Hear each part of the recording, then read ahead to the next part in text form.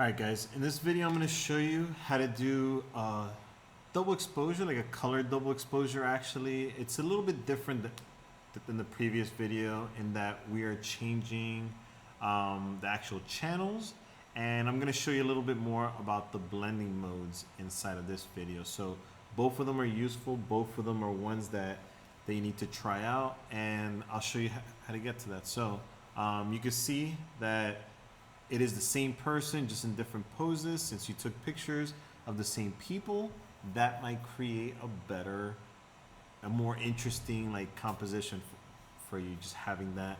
And for each one of these images, you see I grouped them just like in the previous one. Each one of these, what I did, I hid one of the channels. Like for this one, I hid the red and the blue channel. Basically red, green, and blue put together create white. Now, to make the full image, you need all three of the channels, red, green, and blue. But to show only part of it, let me show you. This just shows the red, or just the green, or just the blue. But the image all put together, that would be the full image right there. Anyway, I'm going to walk you through the steps. First thing, we open up the demo right here. And just like before, we want to show one of ours. Since this is a female, we're going to do the Queen of Clubs right here. We're going to hide the King of Hearts.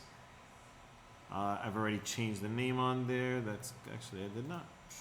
There, click on this one for the background. I'm going to click on the third tool from the bottom. Double click right here.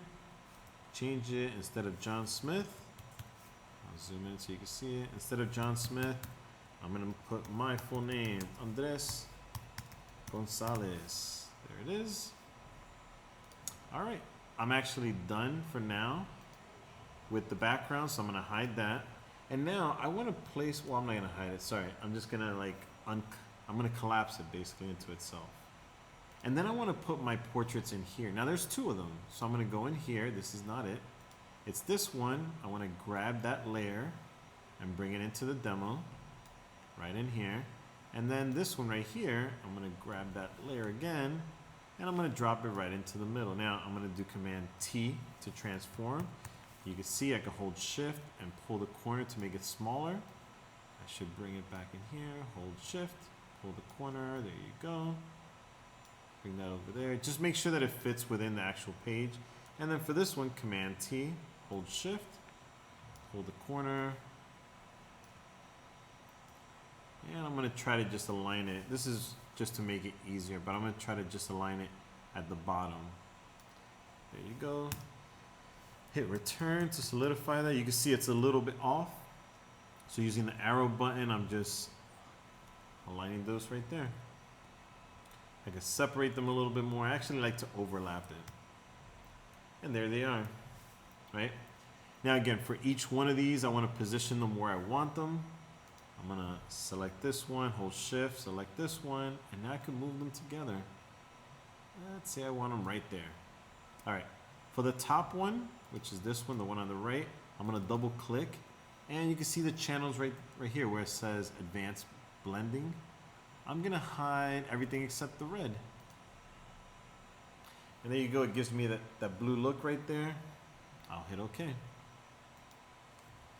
And now, for the one on the left, I'm going to double click, and let's see, I'll hide the red, which gives me the green and the blue right there.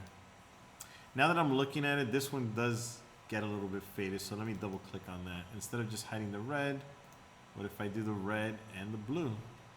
So I just hide the green, and that's what shows. All right, so I have both of them how I want them.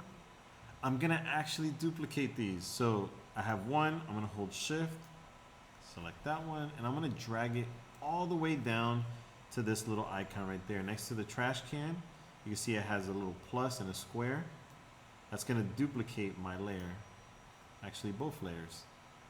So I have two on top of two, so 4 in total, the top ones and the bottom ones. I'm going to take the first two, the ones that are still selected, do Command T. And I'm going to hold Shift to transform this. I'm going to rotate it, right? If I don't hold Shift, look at what happens. I get 68, 65.3. It just random, not random, like it's pretty accurate, but it's not what I want. I want it to be the exact 90, 45, or 0, which is where I have this. And you can see they're just right on top of each other. I'm going to drag them down, and I'm going to try to align them right here. Now, to really align them, I have to zoom in, so Command plus. And if you hold spacebar, you could always click and drag like we have been doing. You can see right there, just aligned. Great. And done. Hit return. Now I have both the top and the bottom ones. If I want to move it over to the right or to the left, I do have to select all of them. So top one, hold shift, bottom one. I can move this over to the right. Now it still doesn't look how I want it to look, right? One of the things I'm going to do is Command G or layer group. It's going to group my layers together. You see how they're all 4 like individuals? Command G or layer group layers. Command G for me. And now I want to put this underneath the gradient. But the thing about this is that this gradient still affects even my background layer. So the reason I grouped it was for 2 reasons. One, it keeps it organized, but the second thing is I could do Option, like holding Option, and if I click in between the gradient layer and this group I just created, look at what happens. It only applies it to this one layer right here. Now this part I don't understand what's happening. Let's see. No.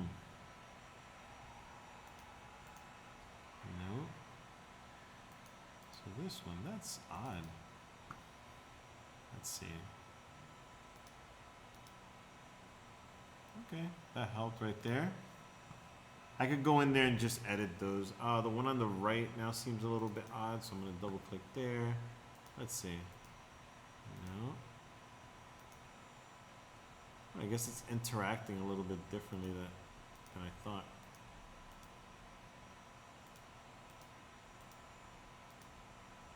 Yep. It's just interacting a little bit differently. That's okay. But now I have it as a double exposure, a double color exposure. And then again, I just go up to the top, File, Save As. And instead of, on the computer, and instead of naming it demo, I take out demo, and then it has my first name, my last initial, _ playing card. All right, I hope that helps. Enjoy.